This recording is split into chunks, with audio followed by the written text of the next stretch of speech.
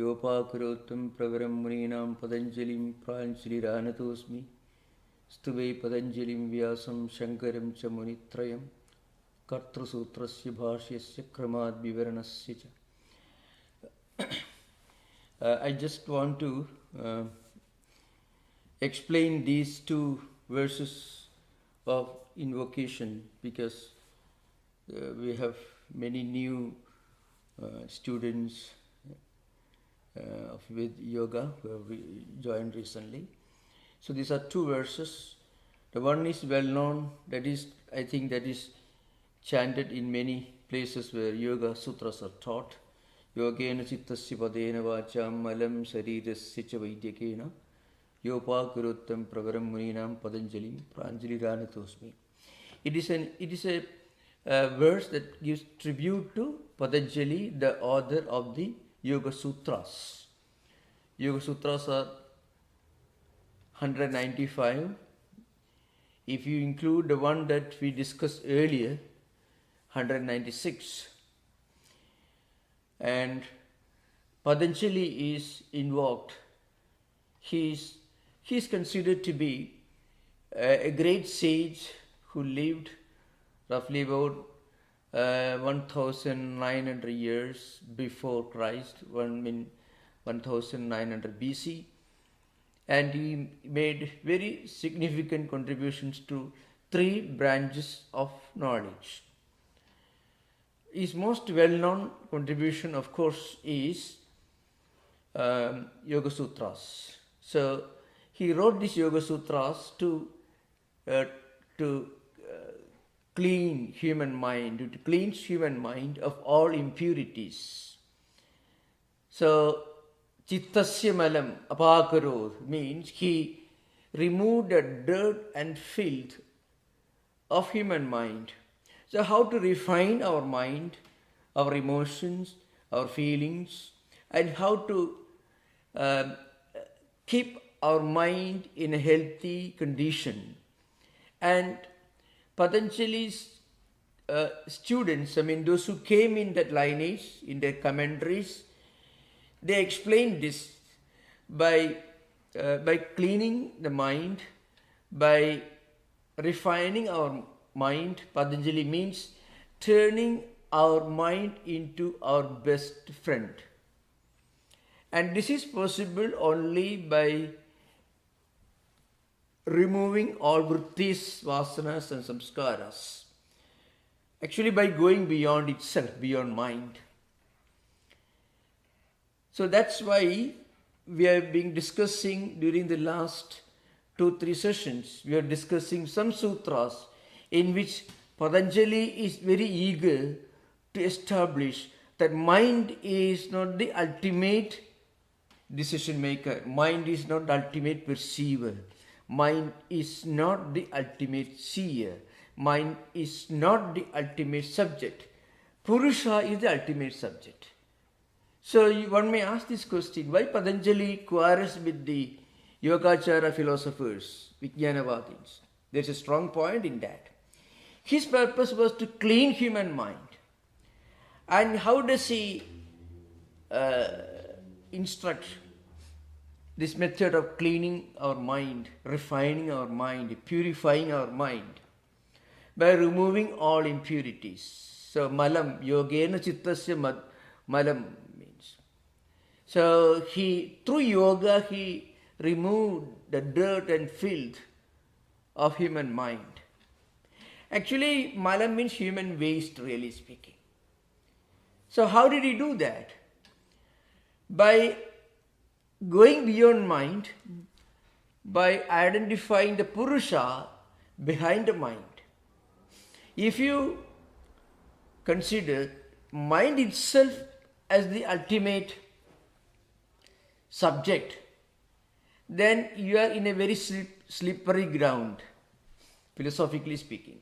How can our mind be the ultimate subject? How can our mind be the most important or the absolute category in a system of philosophy or even spiritual life? Mind is always changing, mind is always mutable, It becomes happy now, becomes unhappy later, it is disturbed, and again it changes its moods, its emotions and feelings. So such a mind is always wavering. How can that mind be the ultimate subject? No. So Purusha is the ultimate subject. That's why he established in the earlier sutras the Purusha is aparinami. So that's an important point that he established. Again and again he emphasizes this point. Purusha is the ultimate decision maker. So it is sada jnataha chitta vritteha tat prabhoho purushasya aparinamitvat. This is an important point, remember. Purusha is only aparinami. So, this is an important point, remember. Therefore, what Patanjali does is, he tells the Vijnanavadin philosophers, the Buddhist philosophers, that you are wrong, mind can never be the ultimate subject. It is Purusha that's the ultimate subject. And then, of course, the next two sutra verses are simple. He also wrote the most voluminous, the most exhaustive commentary on Sanskrit grammar, Patanjali Mahabhashyam. And also he is supposed to be the author of a commentary on Charaka Samhita. There are some scholars who tell you that he himself was the great sage at Charaka, one of the great sages in the Ayurvedic tradition. The next verse is simple. It again expounds the tradition, what you call the parampara, the heritage. It's called Munitrayam, the three great sages. So Patanjali is the author of the sutras, Vyasa is the author of the commentaries, and Shankaracharya is the author of a commentary on Vyasa's commentary, or a commentary based on Vyasa's commentary is called Vivarana. So Sutrakara is Patanjali, Bhashyakara is Vyasa, and the Vivaranakara, which is called in Sanskrit, means author of Vivarana, the commentary, is Shankaracharya. Is a tribute to these three sages. So the reason why I mentioned this, I think we perhaps forgot to mention the initial announcements, so that you can always remember. Sometimes it happens, So maybe at the end of the session we can do that. So anyway, so what the idea is, in these sutras, Patanjali is very eager to establish the fact that mind is not the ultimate subject. Mind is not the ultimate seer. Because he found during his time many philosophers of the Yogacara, Vijnanavada system, who are telling that there is nothing beyond mind. And that mind is also ultimately unreal, it is momentary, it's changing all the time. So the concept of what you call different minds, various minds, so many minds, every split second one mind emerges, and that mind sees or experiences something, and next moment it disappears, and again new mind comes. So this actually leads to a kind of ad infinitum. I mean, a state of never coming to a conclusion, like what came first, the seed or the tree. There is no end to that argument. Or the hen or the egg. There is no conclusion to that argument. So that's why he emphasizes the point, Purusha is the ultimate reality, the effulgent reality. This because then now we are coming to the end of the text. So during these occasions, this discussion comes again and again. So please keep this in mind. The reason why Patanjali suddenly indulges in some kind of a dialectical confrontation with the Vijnanavadins, school of Buddhism, is that Vijnanavadins argued that there is no such thing, there is no such aparinami, unchanging entity like Purusha, The only thing that you can think of is a mind, and that mind comes into existence every moment. It also disappears next moment, and a new mind comes, and so that itself is something momentary. It's called Kshanika in the language of Vijnanavadins. Now we'll come to the subject. That's a context here. 20th Sutra. Chittandra drishe buddhi buddhehi adiprasanga smriti sangarascha. The subject we are discussing here. If you agree with the Vijnanavadins that mind is, or called chittam, here of course mind is chittam. If mind or chittam is the ultimate subject, there is nothing beyond mind, then there will be what you call adiprasanga. Adiprasanga again is an ad infinitum, ad regress. I mean, the argument, what came first, the egg or the hen or the seed of the tree or the tree that grows out of the seed. There is no end to that argument. So that's why. And how does it happen? This argument is very simple. You perceive something with your mind, and that mind vanishes. So the mind, first the mind, the seer, then that object that the mind sees, but they don't coexist together. When the mind emerges, it disappears immediately. And it perceives the object. There is no scope for mind to perceive the object. They don't exist at the same moment. It doesn't happen. So practically, but the mind is the thing or the object is the thing, this argument will continue. The seed or the tree, there is no end to that. So this is the argument that Patanjali puts forward to confront the arguments of the Vijnanavadins, who will tell you that mind is everything. So these are important things. So this is adiprasangasya. Smriti sangarascha. Smriti means memory. Sangara means mixing up. This also happens. So as many minds as there are split seconds. And again each mind perceives something. So infinite number of minds and infinite perceptions and infinite number of objects which are perceived. So this will create some kind of a terrible anarchy in the human mind. You won't be able to recollect anything.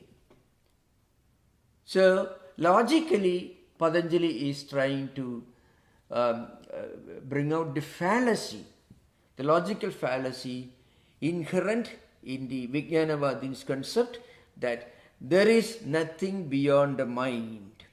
He points out, first of all, the Buddhist argument that everything is momentary, including mind. So mind and the perceived object do not coexist at the same split second. So how can you even think of perception as a possibility? So there will be total mixing of memory. You won't be able to recollect anything.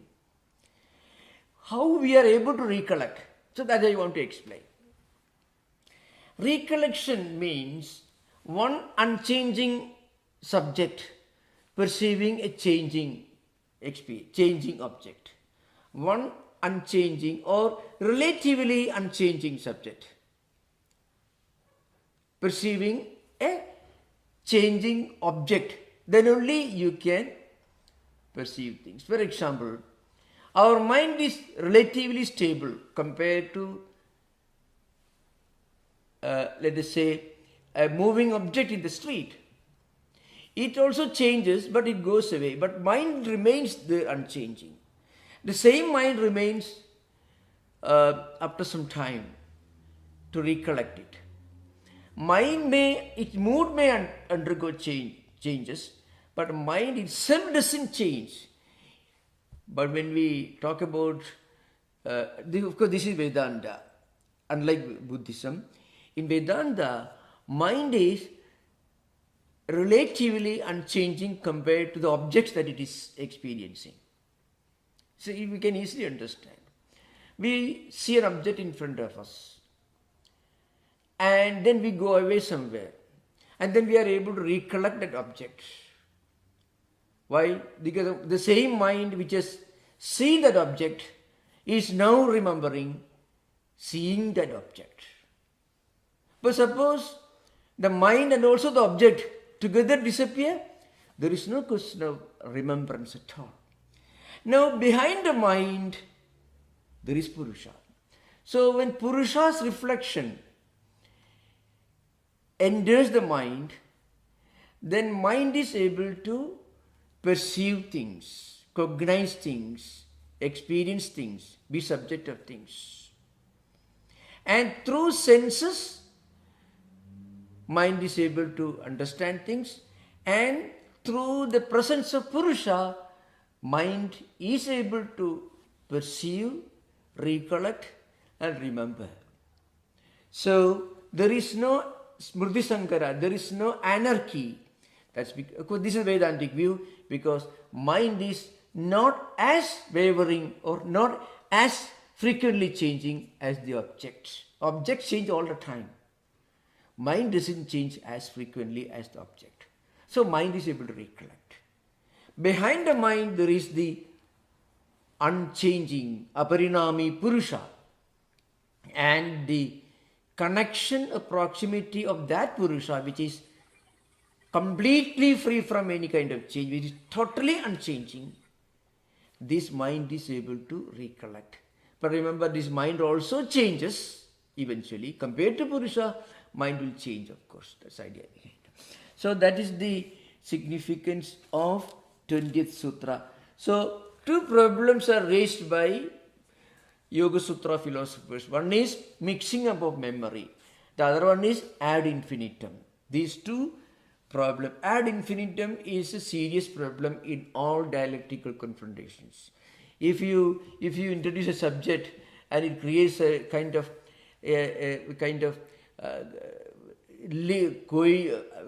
endless argument where a conclusion is impossible, it is a fallacy. Of course, it is a fallacy in old Greek philosophy and also in ancient Indian logic, Indian philosophy. So this ad infinitum is a serious drawback, it is a serious fallacy. So anarchy or mixing up of memories and ad infinitum are the two problems that Patanjali points out in this 20th Sutra. Okay, thank you. 21st Sutra is this. Chitehe apradisankramayaha tadakarapattu sabuddhi samvedanam. So here, of course, those who study the sutra, those who have got the book, you should remember, Chiti is the first singular, it is sixth vibhakti, sixth case ending is Chitehe. Chiti actually means Purusha. Purusha, the ultimate subject in Yoga Sutra. It is the seer. Apradisankramayaha means this Purusha is omnipresent. It is all pervading, and it is at the same time detached, not at all attached to anything. And because of this, what happens? This Purusha, it gets reflected on the mind. You have to remember one important thing. In this Yoga Sutra context, mind or mana, buddhi and vijnana, all these are used interchangeably, unlike in Vedanta. So we have to remember the implications of terms can differ from one philosophical system to another philosophical system. In this context, for example, buddhi and chittam are used interchangeably, which is not acceptable in Vedanta. But in the yoga context, in these sutras, mind can mean chittam, Mind can mean intellect. Mind also can mean vijnana, because chittam is the term used by Vijnanavada school of philosophers to imply mind for that reason. So, this Purusha reflects on the mental system, and then what happens? The mind, it cognizes the object, because the mind itself takes the form of that object. Tata akarapatto. And so that's what really happens, We can see an example. Suppose you see a red flower. Your mind actually takes the form of that red flower. Purusha, the source of effulgence, the source of cognitive faculty, it reflects on the mind. Then mind becomes the seer. The ultimate seer is only Purusha. But mind also becomes the seer, the experiencer, the cognizer, the drashta, because mind reflects the presence of Purusha. And then mind becomes the seer, the subject. And that mind sees a red flower. So this is true in Vedanta Yoga both. And the mind actually assumes the form of the red flower. So actually when you see a red flower, immediately close your eyes. Then try to think of the red flower. Your mind takes that form. When you see a green flower later, white flower later, then that is replaced, the image, the reflection of the red flower is now replaced by the white flower's reflection. So mind actually assumes the form of whatever it cognizes. And this ability comes from close proximity with Purusha. So, and why Purusha alone is able to give this faculty of cognition to the mind? Because Purusha is the only unchanging entity, aparinami. The sutra is central. That is the previous sutra that we discussed. 17th sutra is very, very important in understanding the whole philosophy of Sankhya and Yoga. 17th, which emphasizes the point, Purusha is aparinami. Purusha is the only ultimately unchanging entity. So this again I mentioned this earlier, why Purusha, the unchanging nature of Purusha can be established. Swami Vivekananda gives the example of different changing objects, A fast changing object can be cognized, its change, its movement. A fast moving object can be recognized. Its movement can be recognized by something which is moving less fast, which is lower speed. And another object which is moving even at much slower speed can recognize the movement of the second object which is moving lower speed. And something which remains stagnant all the time, which doesn't move at all, it can recognize the movement of everything. This is an important thing to remember. So Purusha is the only aparinami, the unchanging, the eternal reality. Therefore, the Purusha alone deserves deserves to be called as the ultimate seer, ultimate perceiver, ultimate subject. This is an important thing to remember. Here, of course, this we already discussed this earlier. Next sutra. Of course, before that we have to do little bhashya of the last class, because the 21st sutra bhashya is there. Again, we already discussed, but it is better to remember the ancient words of the ancient sage Vyasa. It makes more authenticity, because this man wrote, and so we know something about Yoga Sutra. Yoga Sutras would have remained very obscure, almost meaningless, if Vyasa had not written the commentary. It's just like the Upanishads. Upanishads would not have made any sense, really speaking, if Shankaracharya had not written a commentary on it. All the Upanishad mantras, if he can, they don't mean anything if you don't have any background of understanding Shankara's philosophy. Even those who contradicted Shankara got what this mantra means only by reading Shankara. He was the one who gave a meaning to this mantra. Similarly, that's true of Vyasa also. So Vyasa, we discussed something earlier. Chittantiradrishe buddhi buddhehi adiprasanga smriti sankarascha. We discussed a little, but I shall continue just one important portion, not the whole of it. Atha chittam che chittantrena grihyeda buddhi buddhihi kena grihyede. So listen for it. Suppose we agree with the Buddhists who argue that Chittam is the ultimate drashta. But then you have to remember, this Chittam, this mind, it changes all the time, all the moment. Why? We should remember, Vijnanavadins who consider Chittam or mind as the ultimate seer, they also emphasize the point that everything, including Chittam, mind, also changes every split second. So, momentariness is the foundational principle for all schools of Buddhists. Momentariness. It exists only for one moment, not beyond that. So, mind also remains only one moment and be replaced by new mind comes. Like it goes on. So, if, as the Vijnanavadins argue, the mind were the ultimate cognizer, then the mind should be cognized by another mind. And the second mind should be cognized by the third one.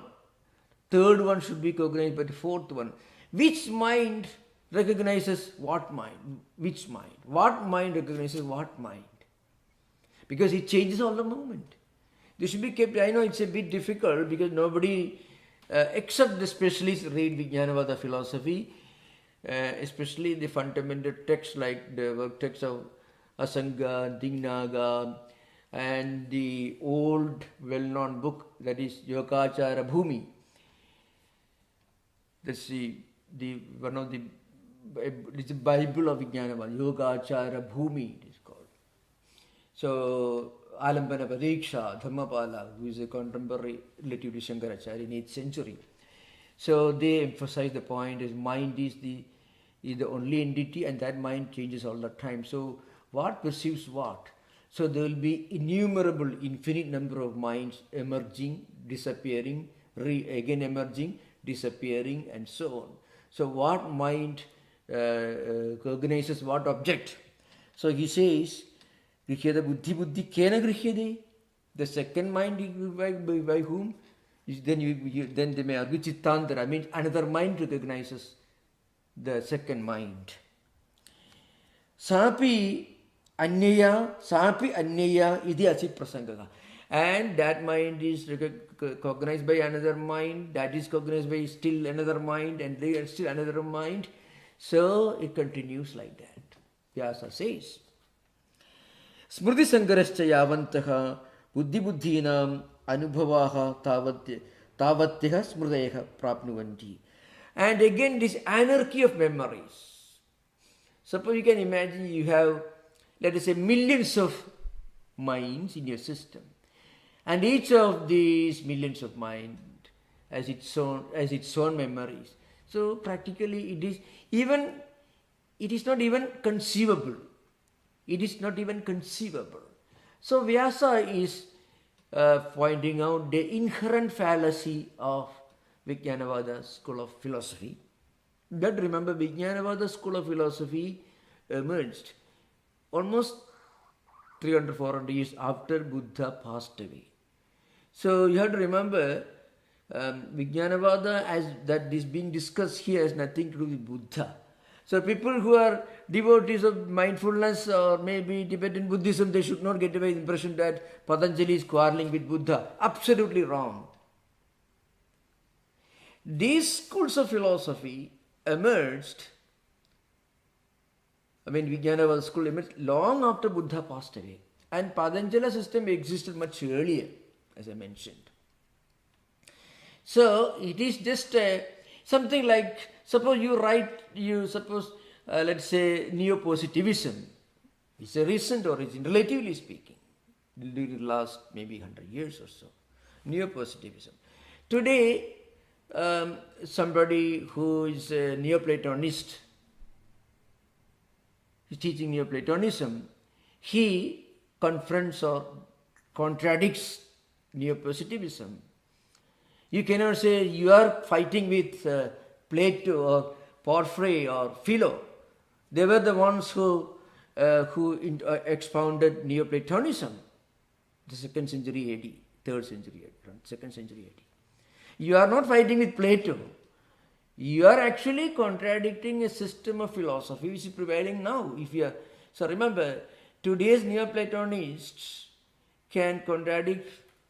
Somebody teaching Neoplatonism can contradict Neo-positivism. It's possible. So there is nothing. A Kantian specialist can contradict, let us say, Augustinian theology, what Augustine taught in 6th century AD. They are not fighting with each other. So remember, you have to remember the hundreds of years that separate Buddha and the emergence of Vijnanavada school of philosophy. That should be kept in mind. So fortunately, people don't keep in mind, so they have no problem. So the evolution of philosophy is a grand and beautiful, wonderful subject. If one can enjoy studying those subjects, maybe one can begin with Bertrand Russell's History of Western Philosophy. We arguably still the foundational book for anyone to want to make a serious study of Western philosophy, though it's not exhaustive because many things happened since Bertrand Russell wrote that book. It's a different subject. So now, he says, Tasangaraja egasmurti anavadharanam chasyat. So when this mixing up of memories comes, what happens? You will not be able to remember anything distinctly because mind loses its ability to remember anything distinctly. So that is the problem that Vyasa is referring to here. Now we'll come to the 22nd sutra. Drashtra drishyoho uparaktam chittam sarvartham. So we already discussed this earlier. That is, mind or chittam, it becomes seer. It becomes endowed with the ability for cognition because of close proximity with Purusha, which is the ultimate effulgent principle, subject or drashta. And the same mind cognizes external objects using the 5 senses of perception like eyes, ears and so on. So this sutra tells you that the mind becomes endowed with, literally speaking, mind becomes capable of seeing everything, cognizing everything, because it has got the faculties of seer, cognizer, because it reflects Purusha, and again it is able to connect with the external objects through the senses. I shall try to be more explicit. Mind, as you know, it is the mind that cognizes everything. It can understand things, it can analyze things, and it can retain things, it can reproduce in remembrance. All these faculties mind has. So there is a tendency for us to conclude there is nothing beyond mind. Mind is everything. This is the natural tendency for many people, modern materialists. And they will say mind also is a matter. Of course, Yoga Sutra also agrees with the view that mind is matter. But Yoga Sutra tells you that mind reflects something which is not matter. That is Purusha. So modern psychologists may not agree with that. So if you believe in the mind is a neurotic system, kind of cognizing machine made of different nervous systems. But Yoga Sutra philosophers will tell you that that is true, but it has this unique faculty of being a reflecting medium, becoming a reflecting medium, like a mirror of Purusha. And then it becomes endowed with the ability to see, cognize, analyze, remember, and again recollect. So that's one thing. And the same mind is able to connect with a flower, a tree, or ocean, or mountains, or external objects, or human beings, visual beings, through the eyes. Through eyes, you can see visual objects. Through ears, the same mind can hear different things and come to know, become the cognizer of a car in the street by listening to the noise coming from the street, from the car, using the sense of hearing. But mind is the one who actually makes it possible. And mind is able to do that because mind is connected to something other than the mind, and that transcendental something is Purusha. That's what Patanjali is implying here. So what really happens? So mind becomes capable of seeing everything. That's why Chittam Sarvartham. Sarvartha means it is able to cognize and understand all objects because it plays the role of a drashta or cognizer because it is connected to the ultimate cognizer, that is Purusha. And again, it is able to see and understand objects using different senses of perception. So on the one hand, we have this external world that's coming to the mind.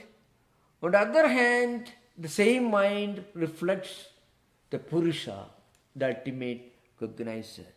This makes it possible for mind to cognize everything. That is the meaning of the sutra. Next sutra, 23rd. Tad asankheya vasana bihi chitramapi parartham samkriti akaritvat. This mind, it is a bundle of infinite number of vasanas. What is vasana? Vasana should be understood as samskara here. So what is our mind actually? Tendencies, impressions, feelings, attitudes and aptitudes, preferences, likes and dislikes, prejudices. All these can differ. In a same family, suppose there are 5 children who are absolutely identical, going to the same school, same parentage, same education, same set of circumstances in which they grew up, but 5 entirely different tastes and temperaments and attitudes. Because each of these 5 children, each of them has a separate bundle. And what is that bundle? That bundle is a mixture of infinite number of tendencies, impressions, attitudes accumulated over the last infinite number of life cycles. Each action in all these life cycles will make a contribution. So That's what Patanjali is saying. This mind, asankheya vasana bhihi. Here vasana means karmas, different actions. Karmas produce samskaras, vritti, vasana, samskaras, and they get accumulated in the karmasya, which is a repository of tendencies and impressions called samskaras. It's called karmasya. It's like a huge reservoir, repository, where all that we have done, spoken, thought, all these get deposited.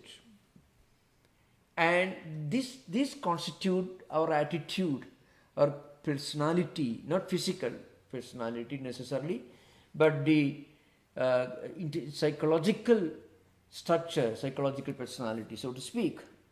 Chitramabi.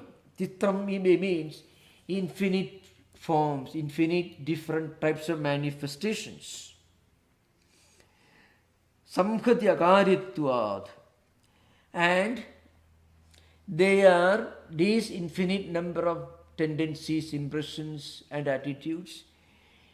They are linked, attached to that particular physical body. So let's say a person is born. His physical body, we all know, but what he is actually, he minus his physical body. What is that? That is that the personality. What he is. That the physical body is one thing, but apart from that, what is that person? What does he represent? His attitudes, tendencies, impressions, all this. They constitute a complex, a compound, so many things put together. Samkhati means things together. Now, suppose you have a machine, let's say car. A car, how a car is manufactured. So many components come together and form this machine called a car. The very fact that it is not a single simple entity, but so many things put together shows that it is done by somebody other than itself. It did not self-emerge. And then it functions for somebody else. Anything which is a complex or compound entity, it reveals that there is somebody who made it a complex entity. He put things together. With a piece of stone, you need not say the piece of stone, it may be existing on earth. But suppose a number of stones put together forming something like a wall, that shows there is a mason behind. There is a building, there is an engineer behind. Because building is a complex entity. So many things put together is building. But a single piece of stone is, you need not necessarily point to something else. But a structure made of different pieces of stone will immediately imply somebody else who collected all these and put together. So that is the implication here. And who is that one who put together? That is Purusha. So Patanjali is drive again and again. He is saying, look here, even behind this mind, which is on the one hand is this cognizer, and also it is the cognized object so far as Purusha is concerned, and is changing all the time, is able to function as a cognizer or different things using different senses of perception like eyes, ears, etc.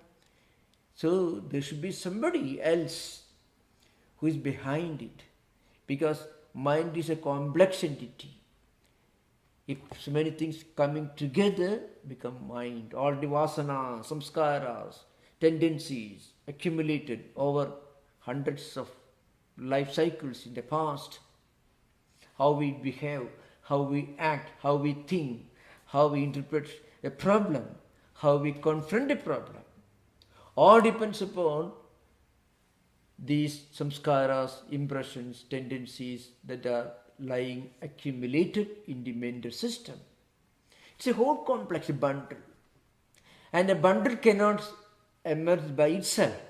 Somebody must have put many things in that bundle and put together, tied together. Bundle cannot self-emerge. So there is somebody else behind. Who is that? Purusha. And that Purusha is not put into a bundle by somebody, because that Purusha is self-efficient, it is unchanging, is the ultimate unchanging entity. So, Parartha means all these things are functioning for somebody else. And that somebody else is Purusha. Tad asankheya vasanabhiki chittam. Tad here means mind, chittam. Tad, the sutra, tad, frequently translators may not say, they say that. So that here means chittam, or mind, that we are discussing here. And what is that mind? The mind at Vijnanavadin is considered to be the ultimate entity. Though it is changing all the time, still they give it the status of a categorical imperative, being a categorical imperative.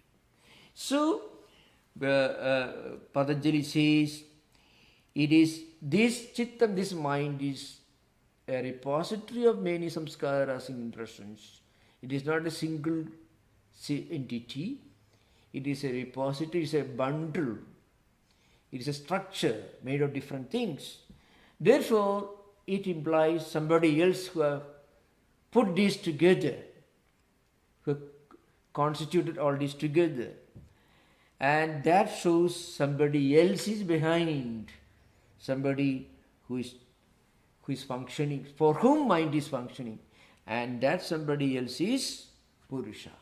So again, he points to the fact there is a Purusha. Next sutra, 24th.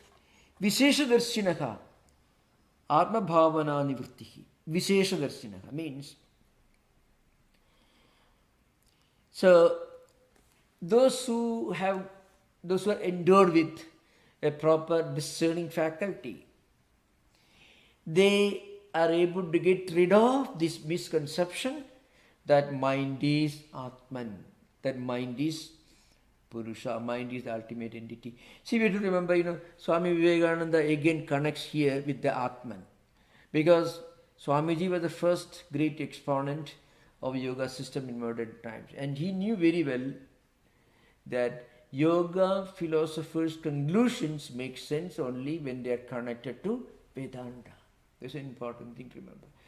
So, Visheshadarshinaha, I mean those who clearly understand the difference between this chittam or mind of Vijnanavadins and the Purusha of Yogachara, please don't mistake, Yoga philosophers, Yoga Sankhya philosophers. You should remember, Yogachara is a system of Buddhist philosophy, which is kind of subjective idealism. Its another name is Vijnanavada, and they believed mind or Vijnanam, that's the term they use, to be the only entity.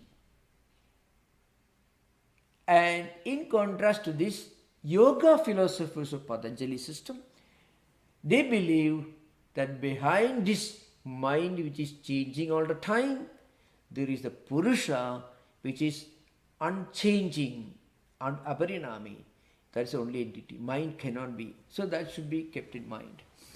So those who have the intellectual maturity to distinguish the mind of the Vijnanavadins and the Purusha of yoga philosophers, and realize the fact that Purusha is the only ultimate drashta, seer, subject, they get rid of the wrong impression that mind is the only thing, mind is the ultimate thing. They get rid of this wrong impression.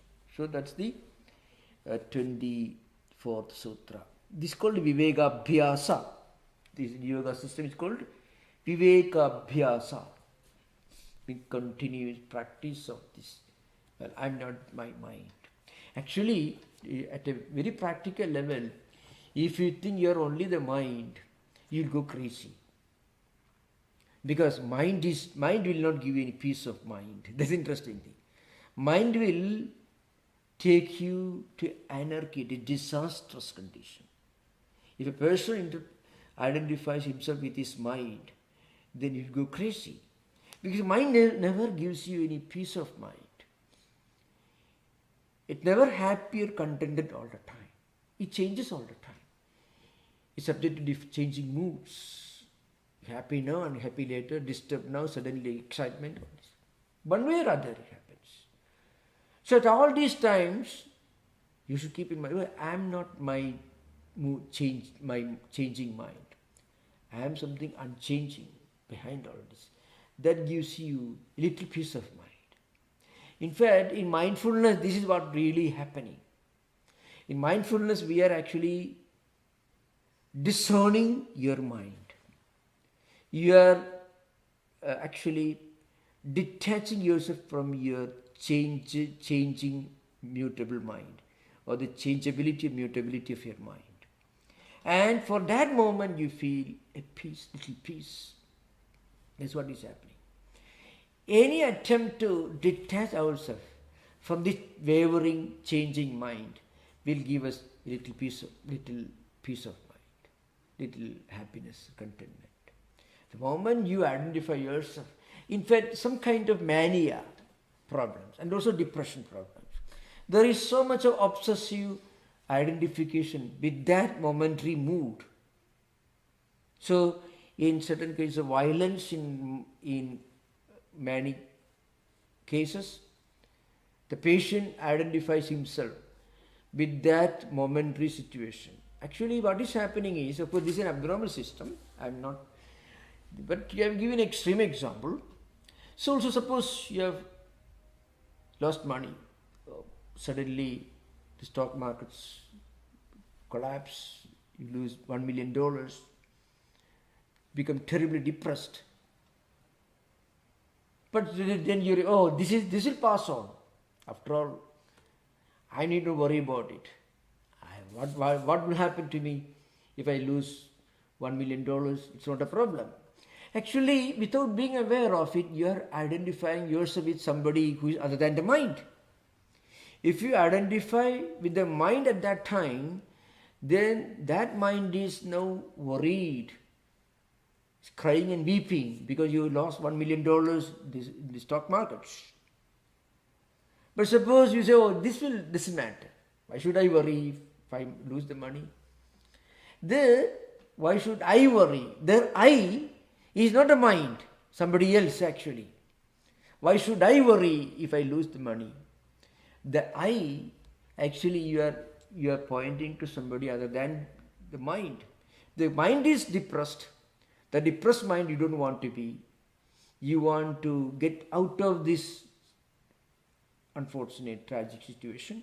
So you want to point to a situation where you are somebody else, something else, who doesn't lose money and who is not experiencing this loss of money. So if one could identify oneself with other than his mind, it gives you a lot of peace of mind. Again, you have to use the word peace of mind. So to go beyond mind is actually the purpose of yoga. Yogaka chitta vritti nirodhaka. Nirodha vritti. That means that's the fifth category. I mean, that is kshiptam, mudham, vikshiptam, ekagram. Fifth is niruddham, the niruddha state. There actually you are transcending your mind. So if we can dissociate ourselves from our mind, detach ourselves from our mind, at least for that time, you are enjoying peace of mind, really speaking. So thank you so much, and we had a wonderful session. And I'm sorry today. I'm sorry I could not. I forgot about the announcement that our Sanjay was supposed to make. Sanjay, would you like to make that statement now? So they will remember. I'm sorry I somehow forgot at the beginning. No, Maharaj. It is fine. It is fine. Somehow I forgot. Okay. Okay then, thank you. You're most welcome. Okay. Yeah, please. So Swami, I think now that you said that, I understand my field, psychology, now, because you said you go crazy. So now I understand the source of all my patients. Yeah. Because you said if you identify only with the mind, you go crazy. Yeah. So Yeah. But Yeah. but I have a question about the Purusha. You said at one point that the Purusha is the I think the ultimate decider or something. But I thought the Purusha doesn't do or decide or experience anything. Yeah, you're right. It was a kind of metaphor I'm speaking, Normally,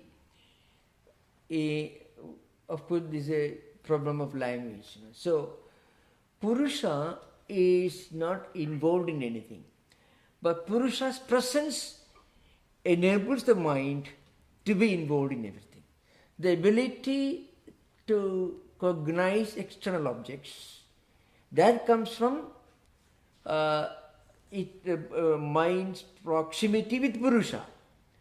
So in that sense, because without the Purusha reflecting on the mind won't have the ability to become effulgent. I mean, in the sense, it will not have the faculty to perceive, cognize things. That's the idea behind it. Yeah. So like your metaphor of the light bulb, it's the electricity, but the Yeah, light bulb does precisely. Yeah, precisely. Okay. Yeah. Thank you. That's right. Precisely. Yeah. Next question along the same line. Yeah. Please. On how does the Purusha gets reflected on the mind? How does that naturally happen? And what is that? Yeah. That's why the yamas and niyamas are the disciplines. Yamas and niyamas will remove the obstacles that stand in the way of Purusha's reflection, really speaking. When we are not able to practice these ahimsa, satya, asteya, brahmacharya, aparigraha, shauja, santosha, tapasya, adhyaya, pranidhana, all these 10 disciplines. First 5 ones are very important. They are called universal.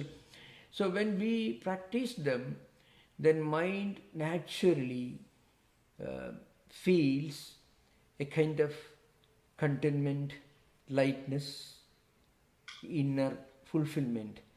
That feeling of inner fulfillment shows that this Purusha is reflecting. Remember. Every time when we feel a kind of fulfillment, a kind of bliss, a kind of inner contentment, it comes from Purusha. It can never come from mind itself. Mind is one of the evolutes of Prakriti, which is Jada, which is not effulgent. Effulgence here means it is self-existing and also it's able to illumine other objects. That's the meaning of Purusha being self-effulgent. So, in fact, to confront this problem, Swami Vivekananda links this Purusha concept to Atman. So, you find in Vivekananda's interpretations, he always connects the Purusha ideal to Atman. Actually, Purusha by itself doesn't really make much sense. I want to tell you. The Patanjali yoga system, suppose you go to a yoga studio, you study Yoga Sutras, then you meditate, and then you meditate in some kind of a Purusha. Of course, what is happening is you are actually starting a journey towards your own real self. And the real self is Atman only. So that's why yoga system is considered to be a springboard to Vedanta. It is not complete in itself, it is a springboard. It is a penultimate state. So you should not think, well, let me make my Purusha reflect on my Chittam. It doesn't happen that way. Suppose you read a great book, you do some spiritual practice, you feel a kind of contentment. That means that is that a little reflection is coming. That's what it means. Yeah. Will that contentment be similar for all the humans, or will the contentment be different? If Purusha is one and is one, then all the people should feel the same contentment. Some people might find contentment in selfless service, others by chanting. So, is there a difference if you think Purusha is one? Yeah, contentment is an inner experience. So, it can only be experienced. We cannot really discuss too much. Kind of inner fulfillment, inner contentment, how do we define it? How do we explain it? We cannot verbalize it, in fact, really speaking. So, okay, yeah, right. David, please go ahead. If you have questions, please you press the raise hand button. David Milstein, please go ahead. Okay. Yes, sorry, I didn't do that. Can you give Swami an example of how past experiences and samskaras affect perception as opposed to the way the mind perceives? I mean, you spoke about the transitory nature of our mental states, but our past experience and past lives forming something through which perception is truer or truth. Yeah. Can you give me an example of that? Yeah. So when we experience certain things, even just like it could be seeing a person, going to a place, reading a book. When all this happens, you feel a kind of inner connectedness that cannot be explained otherwise. That inner connectedness, I have been here. Swami Vivekananda talks about this phenomenon. When you go to a place, you feel, well, I have been here earlier. Or I'm familiar with this idea. It's not new to me. And sometimes at some stage in our life, when we connect with some higher idea, we are able to completely remove all previous impressions from our mind. This new ideal, the new way of life, the new maybe spiritual ideal that you suddenly experience now, that you cognize now, seem to completely replace all previous ideas and cognitions. You feel, well, this is my... So that kind of inner connectedness, that is a proof, if at all we can, that's all we can do. You can prove it in a laboratory, at an empirical level we cannot really prove it. But that's one logical way of explaining this. This feeling of inner connectedness. You feel that comes, and you are able to feel at home with that idea, with that new idea, with that new place. Feel the feeling at home. And now, if there is no way to explain this inner connectedness, that means there was a background of samskaras which make you feel at home with that new idea, without you cognize. So that's one way of logically explaining this. There is no other way. The reincarnation and law of karma cannot be proved empirically. But there are experiences in our life which make us believe they are more scientific and more lasting than many of the scientific discoveries. We keep changing from time to time. The relevance of one scientific paradigm can change. May not become irrelevant, but the relevance, there will be more discoveries which may prove that what we thought till yesterday, till the other year, was only half true. But certain principles, certain invisible connecting links that we feel in our life, they seem to be more lasting, though we cannot prove them empirically. That's a problem. What can be proved empirically can always be disproved empirically. Or their relevance can change. They become less relevant or less true. So that's the only way we can do. So again, this feeling of feeling at home, this fulfillment, this inner connectedness is linked to the doctrine of law of karma and also this belief in reincarnation. That's all we can do. Yeah. Yogi, I think your hand is up next, and then Mark. Pranam Maharaj. Namaskar, namaskar, yeah. And can you hear? Yeah, please. Pranam. Yeah. In 24 Sutra, the word asankheya is used.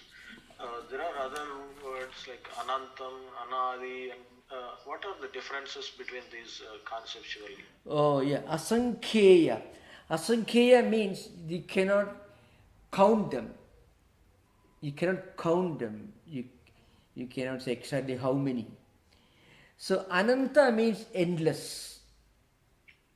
Asankhya also means you cannot really put a definite number beyond. It is innumerable. You cannot count them. Ananta means endless. So asankheya vasanabhi means asankheya vasanabhi chitra means structured or characterized by innumerable number of vasanas, samskaras, tendencies. That's how our mind is, chittam. That's the idea behind. So it's anadi. Sorry. I forgot. Anadi. Anadi means beginningless. Adi means beginning. Anadi means beginningless. That's the idea. You use that. Sorry. Now please continue, Yogi. Please continue. So they all refer to infinite in a way? In a way, they mean infinite. Yeah, they mean. Yeah. Thank you. Thank you. Please go ahead, Mark.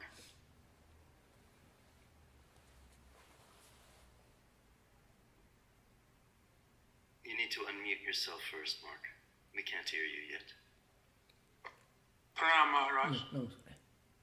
I was wondering if you could help me understand a phrase from this book that I'm reading. It's called The Vedanta Way to Peace and Happiness. Yeah. This is the beginning of the book where it talks about the message of Vedanta, and it describes the different principles of Vedanta. And the first one is ultimate reality. Yeah. And it says, the ultimate reality, according to Vedanta, is all-pervading pure consciousness, one without a second, beyond all name, form, Yeah. and epithet. Yeah. The various names, forms, and epithets used by the different religions to describe the ultimate reality are merely attempts to name the nameless and attribute form and epithet to that which defies all names, forms, and epithets. I'm not really familiar with this word. I've looked up the meaning, but I'd like to ask you, what exactly is an epithet in describing ultimate reality? Yeah. Characterizations, words that explain things. So the absolute reality cannot be defined, cannot be verbalized, cannot be explained. But still, Satyam, Jnanam, Anantam, these three terms are used as attempts to explain what is beyond explanation. So, in the Vedantic tradition, in the Taittiriya Upanishad. It comes in the second chapter. It comes the analysis of the 5 sheets, Panchakosha Vivarana. The physical, that is Annamaya Kosha, and then the vital, and the mental, the intellectual, and then the higher Anandamaya Kosha, the spiritual, which is closest to the reality. So, in that paragraph, there is a statement: Brahmavid apnodi param tadesha bhyukta satyam jnanam anandam brahma yo veda nihidam guhayam. Like that. It goes like that. The simple thing I will explain.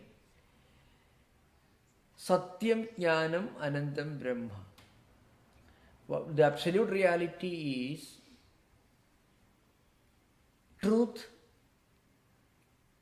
knowledge and bliss. The absolute truth, the absolute knowledge, the absolute bliss.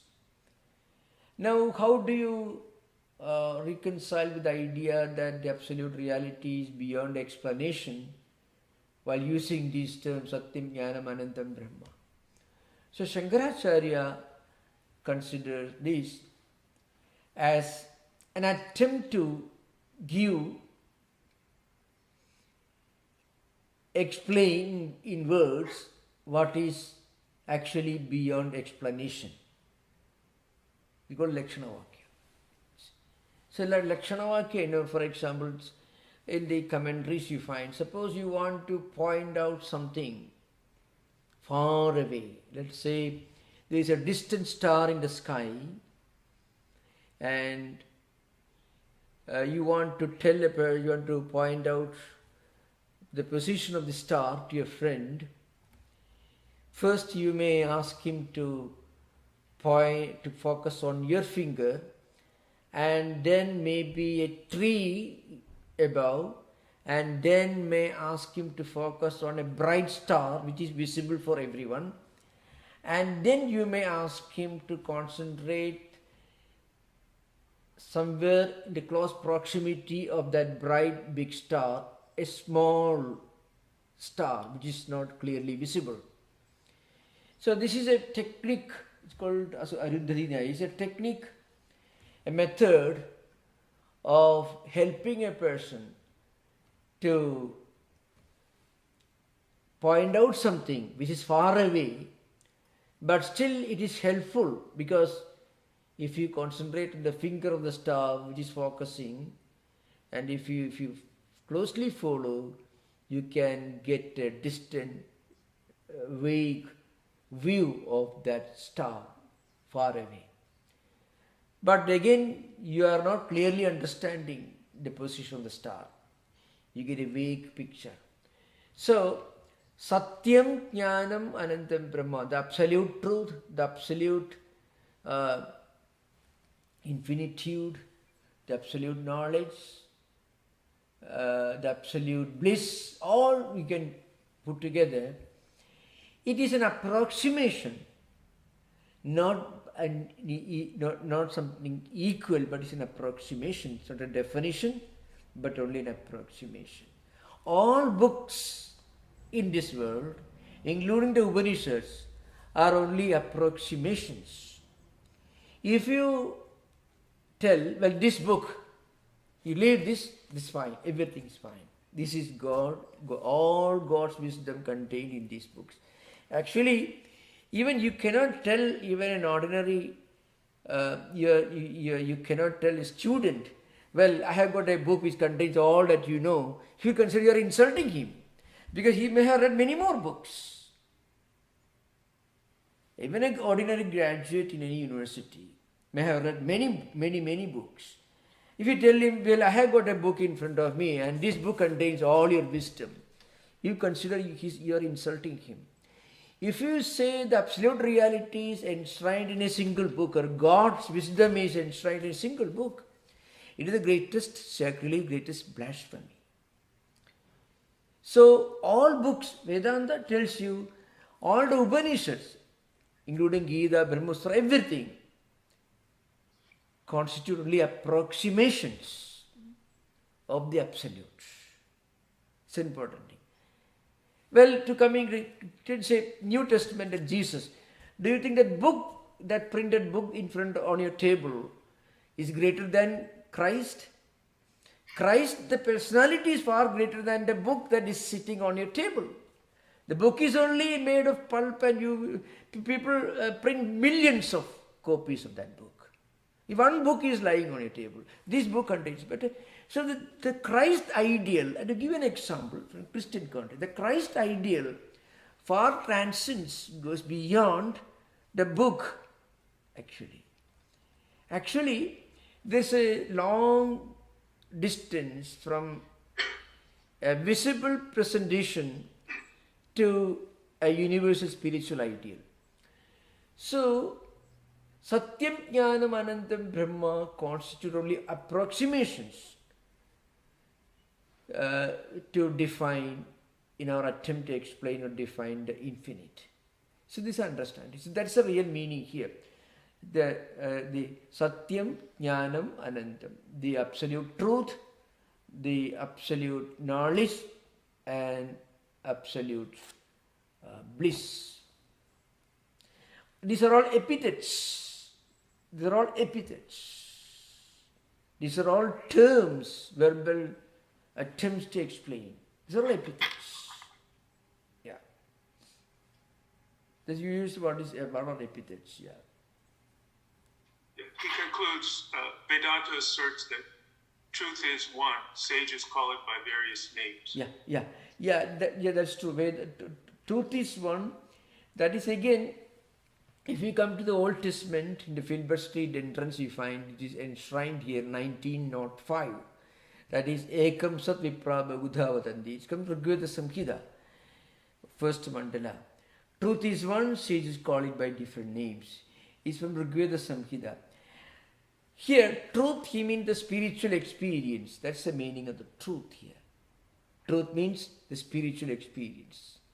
Not empirical truth, not a factual truth, but the absolute reality, the spiritual, the absolute, the ultimate spiritual experience, which is eternal. So it is real, it is true with the capital letter T. It is true.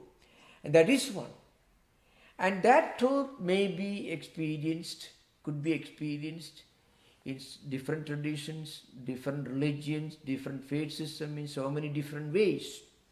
Very often we should remember, called by various names, they refer to different books or different definitions found in different religious traditions, philosophical traditions. For example, Buddhism as a vocabulary which is very similar to Hinduism because of the closeness, similarity in geographical, cultural, socio-anthropological conditions under which Buddhism and Hinduism evolved and developed. So Jainism and Sikhism, all of them have almost identical stories, parables, examples, analogies and so on. Many of Buddha's parables are taken from Puranas, some of them taken from Panchatantra, Kadarsari Sagar. These are all old ancient Hindu mythological books. So even now coming to Jesus, for example, and Jesus' parables are taken from a different socio-anthropological cultural tradition, the ancient Jewish tradition, the pastoral culture. People traveling to different places, Samaria or Syria or Egypt and all these places, you can find the geographical regions and the food habits, the dress codes, the belief systems, the mythologies, all these are similar, like that. So, and so in one tradition, the absolute reality may be intellectually understood using certain vocabularies and definitions and verbalizations, words. In another tradition, in a different way. So, socio-anthropological conditions. But is a mystic, a person who has reached the experience level in one tradition. If he meets another sage from an entirely different tradition, growing up in entirely different socio-anthropological conditions, but having the similar experience, there will be no conflict. At the level of philosophy, theology, rituals, there will be no similarities. Maybe some similarities, but they will never be identical. But when you reach the experience level, there will be no conflicts. So sages call it by different names. Different names have different definitions, different approaches in different religious traditions. This is the foundational principle upon which Hinduism is built. Yeah. And more or less you find many mystics. I'm a student of Christian mysticism, really speaking.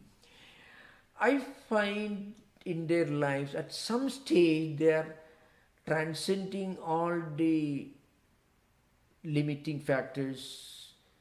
They are connecting with something transcendental in their writings and words. There is something very similar to what I have myself found in the ancient Hindu traditions.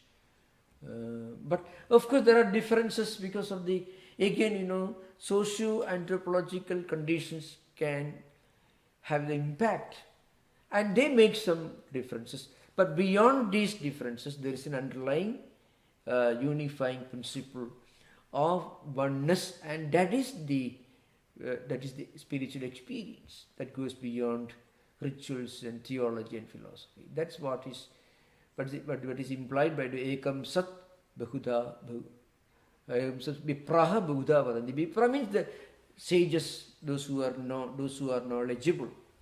They called and defined by different names. That's the idea. Thank you, Mark. Thank you. Yeah. Beautiful. Thank you. Thank you.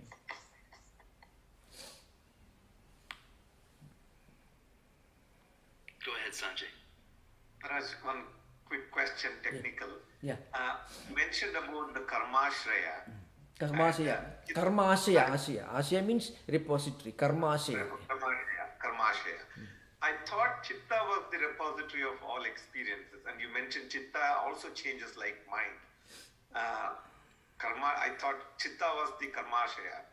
Can you explain the different Chitta related to Karmashraya and also why Chitta changes? I thought it was a repository. Maybe I misunderstood. Okay, I will tell you. So, the karmas belong to two categories. Certain karmas which find a fulfillment, fruition in one's own life. And many karmas do not reach their fulfillment, fruition in one life. So they are spread over different life cycles. For example, suddenly at one stage in your life you feel a kind of inner spiritual inspiration. That's because the old samskaras which you built up in your previous life cycle, which are deposited in the karmasya, suddenly come up when circumstances become conducive to them. So, Chittam is the mental system. In one life, our mind, our Chittam, absorbs and collects all memories, tendencies, impressions and so on. Some of them find a fulfillment. For example, you wanted to buy a car. That desire doesn't go to karmasya. You buy a car, it is gone. You want to travel to one place. It is once you do it, it's gone. And you want to get a job, one specific job. Once you get it, that desired tendency is gone. But there are some tendencies. For example, when you read a book, then you read the life of a sage, a saint, or if only I could become like that. It doesn't happen in this life, perhaps. We may read, if that desire will continue, but it may not happen in this life. So that desire goes to karmasya, and that can influence several life cycles in future. Okay, so there are many desires which are fulfilled in one life, in the present life, but many of them do not get fulfillment or fruition in one life. They go to karmasya, they remain accumulated there. So that repository of desires and tendencies and impressions and vasanas and samskaras which are accumulated in that system, which are spread over several life cycles, which influence our actions, sometimes we suddenly may come to the surface and make a difference in our life, sometimes a turning point in our life, is also karmasya samskaras. Okay, that's it. Chitta samskaras and karmasya samskaras, two different. Okay, thank you. So thank you very much for the questions. And so as I mentioned, these classes are available in Stanford Students Association's YouTube. It can be found in our own YouTube systems. So, and also New York Vedanta Society's YouTube system you can find. So, of course, they upload a few days later. Most welcome. Okay. Thank you. Om Shanti Shanti Shanti Harihi Om Tat Sat Sri Ramakrishna Pranamastu. Namaskar, everyone. Namaskar. Right. So. Thank you, Maharaj. Thank you. Yeah. Thank you.